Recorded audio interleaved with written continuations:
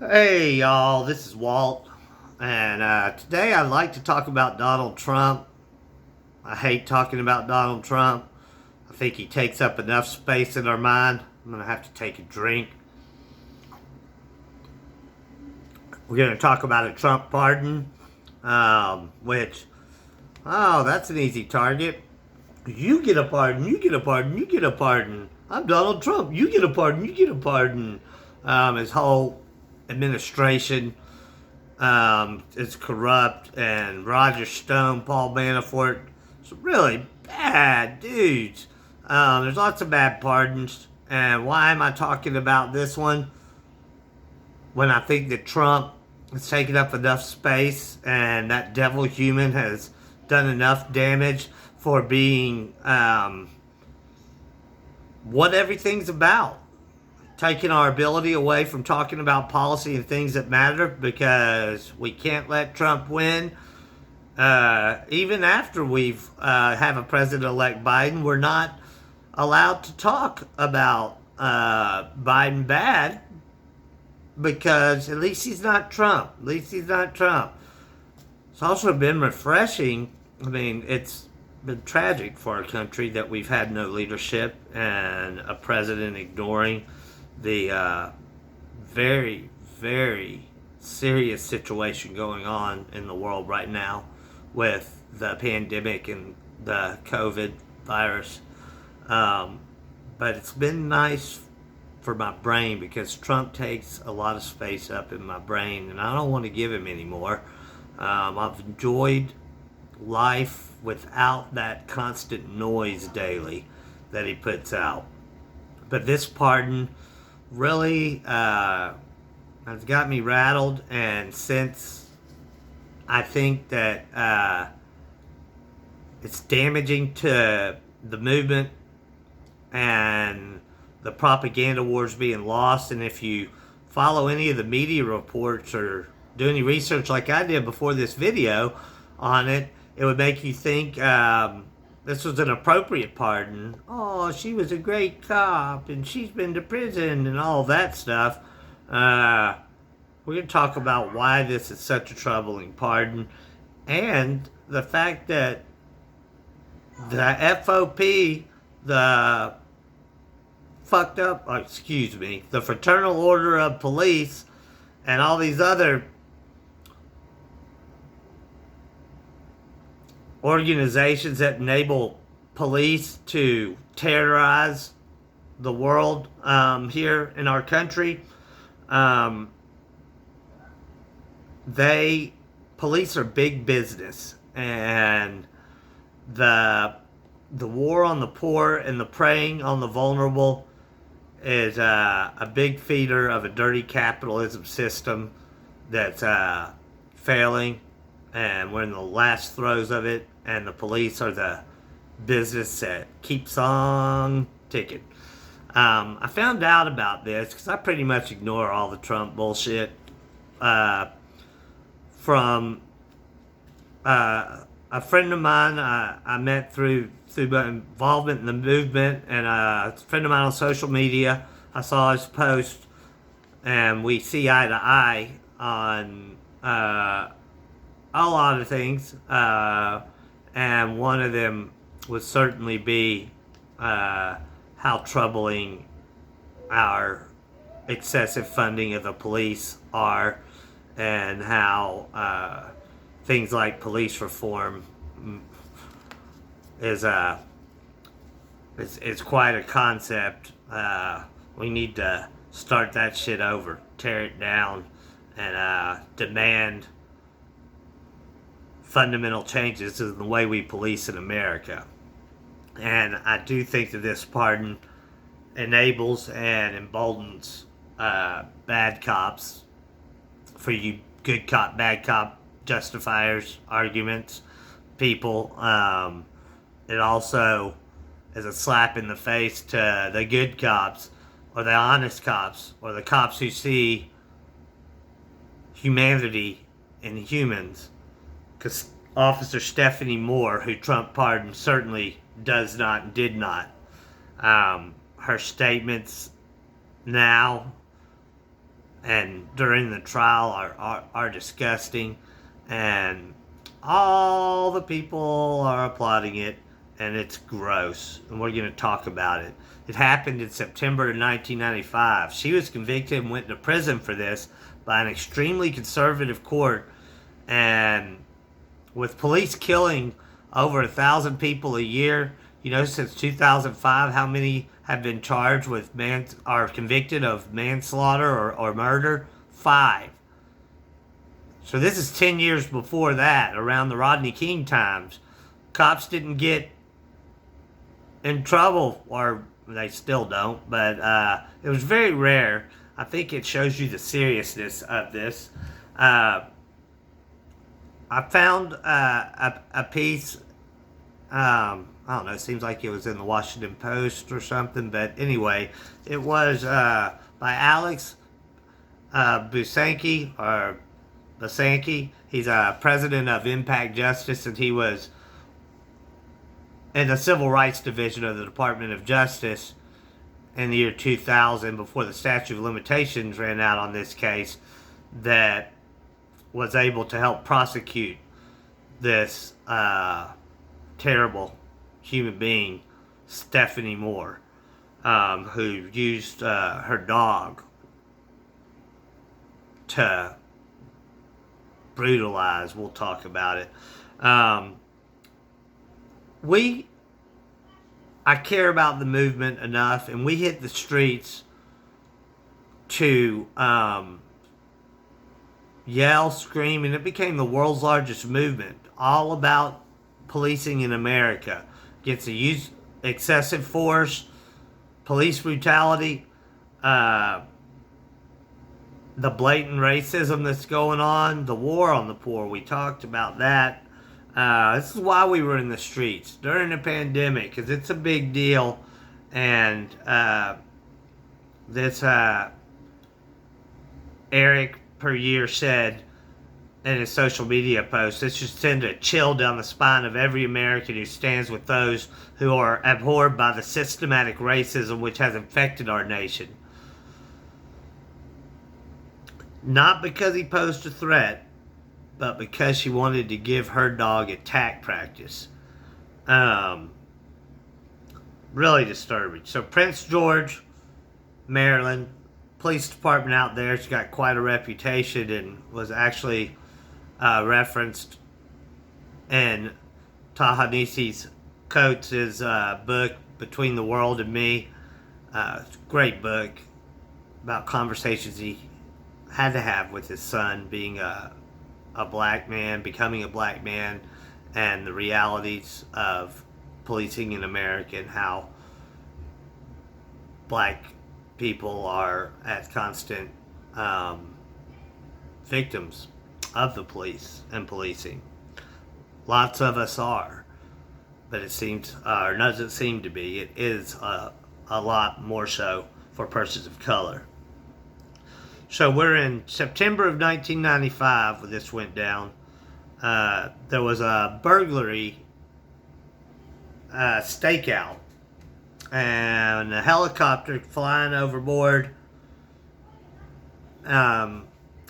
saw 2 people on top of the roof of a business. They were homeless people. They were eating some food that they had gotten out of the trash dumpsters. Well, they were ordered to get down from the roof. They climbed down. Remember, like I said, it was a big stakeout. And they come down. They, just had the food that they were eating. Their only crime was looking for a safe place to eat and rest and get through in the world, in a rough reality, being homeless and undocumented. The guns were drawn on them. They weren't doing anything wrong, resisting or anything. But Officer Mohr says she wouldn't do anything different today that she did then. And her son's going to be a police officer. They believe in this type of stuff so much. She in the trial, one of the things that she said in her testimony of unleashing her dogs on this man was the victim only needed 10 stitches. It wasn't that bad. So there's her attitude. So like I said, the cops had ordered them down from the roof. They're there. They got the guns pointed at them. And Stephanie Mohr's sergeant said to the police officer in charge of the stakeout, "Hey, Sarge, do you mind? I just got a new police dog. Do you mind if my dog gets a bite?" And they said, "Yeah, you can do that." So she, the word that she asked for this pardon on Newsmax, and the campaign and all the anti Black Lives Matter people got behind it and started crying out for her pardon. And she said she's just doing her job. She hasn't brought up that there were multiple people that had sued her. There was a history with her. She had told relatives of a fugitive she's looking for that she would unleash her dogs on them if they didn't tell her where the suspect was. She unleashed her dog in a trash dumpster while it attacked a man that was trying to get some food out of the dumpster. She was sued, I think it was a total of 4 times for using excessive force. Of course, Trump said with his, you get a pardon, you get a pardon, you get a pardon, you get a pardon. Well, for this pardon, he said that before the 5 years after this, she really gained notoriety as being a great cop, and she was a commended police officer, and it was she served her time. She did 10 years time for this crime by this conservative judge court.